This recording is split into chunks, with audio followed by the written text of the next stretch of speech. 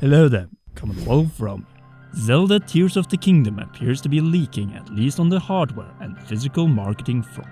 First with a poster, followed shortly after by a far more juicy potential real Zelda Tears of the Kingdom Switch OLED model. The first truly golden one, but there's so much more to this, so we have decided to divide these two major leaks. So be sure to leave a like as we're going for 2023 likes for the first video this year, and subscribe plus press the notification bell to help us grow as the hype for the 20th Zelda is about to reach sky-high levels here this year. It might have happened. Unlike Breath of the Wild, Tears of the Kingdom is likely to provide us with the first Zelda-themed Nintendo Switch system, a golden one, Switch OLED one at that, which is just as glorious as the golden Zelda Skyward Sword Wii Motion Plus from 2011. And yes, this time, there is some criticism, as it also features some green apart from the perfectly blended gold and white. With all of this, one question surfaces from the depths and heads directly up to the sky. Why leak over 4 months prior to the release? Could actually be quite simple and might also have several reasons. Number 1, there's no software bundle to this edition as seen on the box, so it might be out sooner than May. Secondly, Zelda Tears of the Kingdom was originally targeted as a late 2022 title. We're aiming for a 2022 release, so I hope you'll look forward to it. Yes, the game was delayed in the end of March 2022 to spring 2023, and in the September Nintendo Direct that year, it was confirmed for Friday, May 12, 2023. But that wasn't necessarily the case for the Zelda Tears of the Kingdom Switch OLED. Why do we say this? As Nintendo's contract with the manufacturer likely stipulated that these systems were to be manufactured by the original release date, October, November, or even December 2022.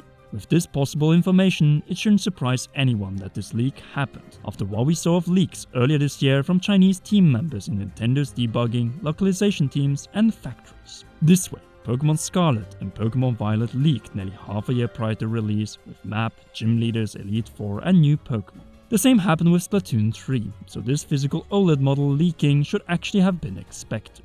The game may not leak as Nintendo safeguards the footage from it like no other game, but hardware and posters is a completely different foreign field, mainly since it is produced outside of Japan. But if this Zelda theme model is real, then why dark green patterns on the left and not on the right? Since this way it doesn't fit Link's new right spiritual hand of time reverse.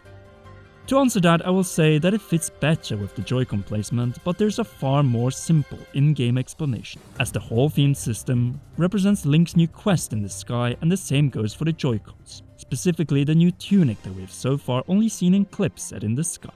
Hence the deep green seen on the left Joy-Con doesn't represent the hand, instead it depicts the left side of Link's tunic.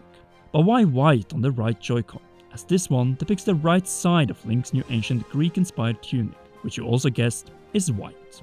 Furthermore, the color of Link and Courage has since Ocarina of Time, the first 3D Zelda game, which introduced Furore, the goddess of courage and later spirits and all living things, been green, just like Zelda has been tied to Nehru and wisdom, and later on Hylia, representing the colors of gold, white, but also blue and purple, the color of wisdom and royalty.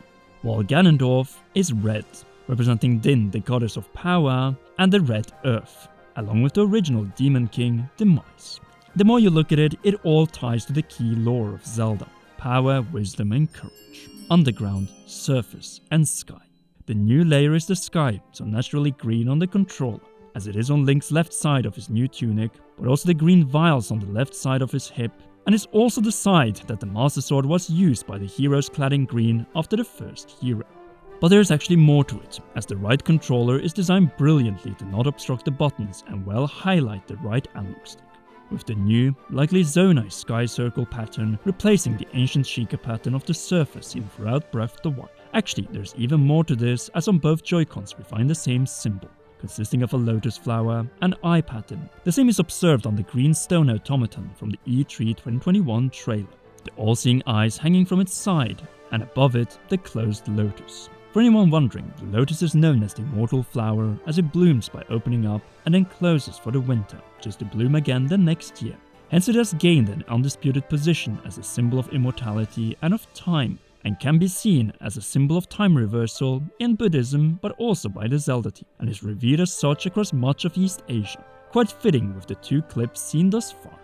The East Asian theme goes further in line with the divine golden theme of the ginkgo trees and leaves which are native to China, Japan and other parts of East Asia. leaves that we have seen a lot in the marketing of this game. The same goes with the Shinto Torii-gate-inspired structures scattered across the Sky Islands and the pagodas characteristic to Japanese and Chinese Buddhist temples, all combined in the sequel of combinations in the truly Japanese Divine Sky layer, a possible kingdom as hinted by Monster Maze, and potentially the Sacred Realm, which we all know is also known as the Golden Land since A Link to the Past. This Switch OLED screams divinity, and the home of it, the sky with its golden color, which may not look as convincing at first glance, but as also Austin John pointed out, gold isn't actually a color. There is no color of gold. Gold is a texture and it requires variance inside of it. And different techniques are applied to bring out the characteristic glow and gloss even with a matte finish. The design of this potential system is perfect also for a different reason. The dock emphasizing the Triforce and the historic owners of it, granted by the three golden goddesses, the goddess Hylia, and with it, her crest. But then the royal family of Hyrule. The white gauntlet seen in the logo symbolizes the symbiosis of the hero of the wild and the spirit that replaced his hand, reaching for the ultimate relic of the royal family, the Triforce. And not any Triforce design, the official design of power, wisdom and courage with the crests of Din, Nehru and Furore used in recent years. The team has loved to attach symbolism to almost everything they create, just like we saw for the coloring theme of the Skyward Sword HD Joy-Cons in 2021. Purple for the Master Sword, blue for the Hylian shield. Hence the gold on both of the Joy-Cons and the straps, which may I add are perfect. Having the actual Triforce on the dock, however, is a strike of genius since both Link and we strive for it somewhere far in front of us. But that goal and relic is still a long quest ahead. It is not on the system itself, but the dock as the system itself is black, unlike the all-red 35th anniversary Mario Switch. In fact, the color continues at the back, but with the well-known circle pattern of likely time, the eternal circle, and a cycle of a clock. Or as our good friend Ancient Searcher pointed out on Twitter, concentric circles. Quote, in nature, when a raindrop touches the surface, its impact upon the surface ripples out in the form of concentric rings, just like in the E3 2021 trailer. End quote. Organic, like everything else in Tears of the Kingdom, and representing a duality which is key to this game. Speaking of the rare or contrasting side of this dual con, it is not gold, or green for that matter, but white, with the only golden detail being white symbols on a golden background. One of them, on the right side, is awfully similar to the kanji of time, which is quite fitting with the ability of time manipulation that Link has in his new right arm. The other symbol on the surface is more unclear as it isn't a kanji, but as Zelda lore pointed out on Twitter, it is a new, not before seen symbol which likely represents another still not showcased ability, though I have an idea of what it could be.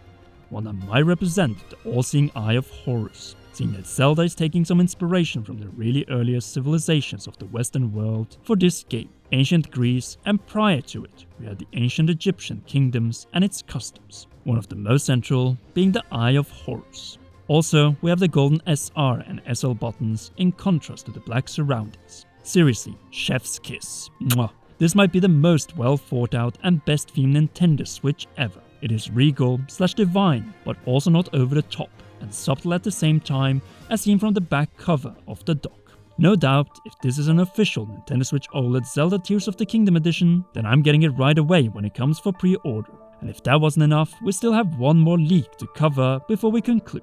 A smaller one, but one that could be far more impactful in-game.